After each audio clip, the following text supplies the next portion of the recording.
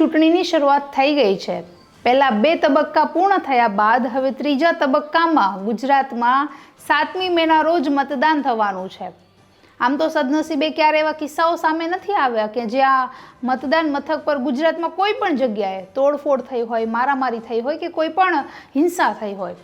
પણ અત્યારે જે ખૂબ જ સંવેદનશીલ સમય ચાલી રહ્યો છે તેવું કહી શકીએ, કારણ કે રૂપાલા અને રાજપૂતનો જે વિવાદ જેણે મોટું સ્વરૂપ ધારણ કર્યું છે તેના કારણે સંવેદનશીલ મથકોની સંખ્યામાં પણ નોંધપાત્ર વધારો થયો છે।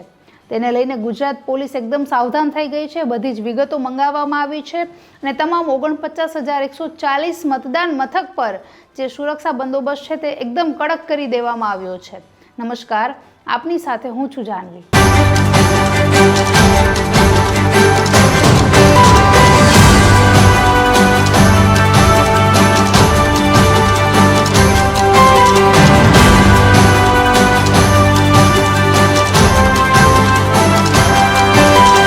જણાવ્યા અનુસાર આમ તો આખા ગુજરાતમાંથી લગભગ 13,000 જેટલા જે મતદાન મથકો છે તેને સંવેદનશીલ મથકોની કેટેગરીમાં મૂકવામાં આવ્યા છે। પણ જે રીતે અત્યારે રાજકોટ લોકસભા બેઠક પર ક્ષત્રિય અને રૂપાલાનો જે વિવાદ ચાલી રહ્યો છે તેને લઈને રાજકોટમાં જ હજુ બીજા 210 સંવેદનશીલ મતદાન મથકોની સંખ્યામાં વધારો થયો છે।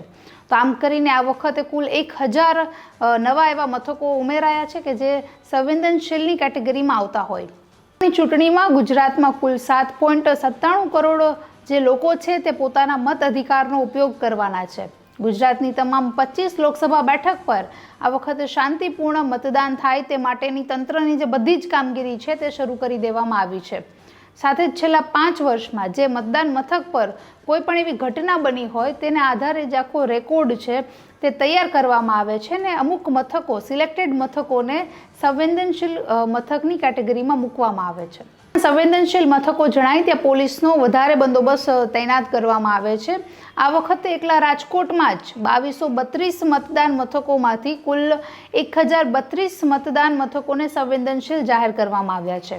રાજ્યમાં હાલ 72 ટુકડીઓ કેન્દ્રની આવી ગઈ છે, પણ હજુ બીજી 112 ટુકડીઓને સ્ટેન્ડ બાય રાખવામાં આવી છે, જ્યાં એમરજન્સી જણાશે, જરૂર પડશે તો એ ટુકડીઓ તૈનાત રહેશે। વિવાદ વચ્ચે અત્યારે જે રાજકોટ ફક્ત નહીં પણ એમની આસપાસની જે લોકસભા બેઠકો છે તેના પર પણ સંવેદનશીલતા વધી શકે છે, કારણ કે હવે આ આંદોલન માત્ર રાજકોટ પૂરતું સીમિત નથી રહ્યું, તે આખા ગુજરાતમાં પ્રસરી ગયું છે। તો એને ધ્યાનમાં રાખીને આ વખતે શાંતિપૂર્ણ મતદાન થાય તે માટેની જે તંત્રની પ્રયાસો છે, તંત્ર બધા જ જે કામો છે તે કરી રહ્યું છે। નમસ્કાર।